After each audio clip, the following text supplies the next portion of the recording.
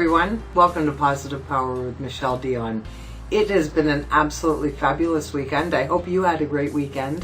If you're here in North America, you had a birthday party to attend.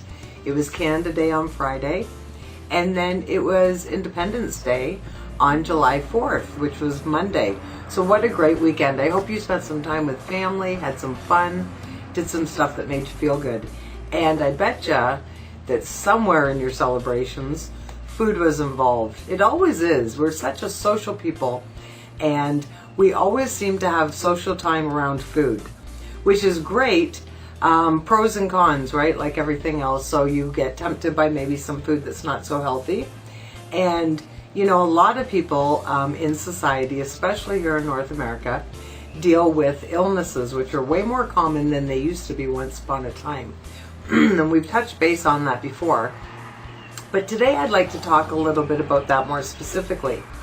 I do some work and some motivational speaking in the weight loss industry.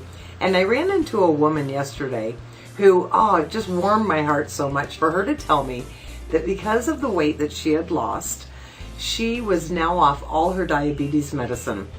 What an awesome thing that was, and what an uplifting thing that is, because it goes to show you how powerful you really are and how much you really have more control than you think you do. You know, quite often we go to the doctor, and here in Canada we're so blessed that we have free health care. So we go to the doctor and they tell us something, that we have something, and we automatically own it, don't we? We own that disease, that label. And quite often, if we turn to natural food or we change our diet, quite often we have a lot more control than you think that we do. So I have a couple articles I'd like to share with you today, and I'm just going to touch on them briefly, but I'm posting them on the Positive Power Facebook page. One of which I talk about in my meetings somewhat, is eating based on your blood type. Now, this particular article on this site calls it a blood type diet. So we're not using the term diet as in restriction. We're limiting ourselves to what we can eat necessarily. It's more in the term of diet. Everything you eat is your diet, right? As like a dietitian. So the blood type one I thought was really interesting, because if you take vehicles, for example, you can have 3 cars in a row and they're all driven by different things, right? So say one is gas, one is diesel, one is electric. Well, take that and look at your body the same way. Now, that doesn't mean that you can't sway from this or whatever. It's just food for thought, something to think about, and just, it's a great article to read, and it talks about fitness as well.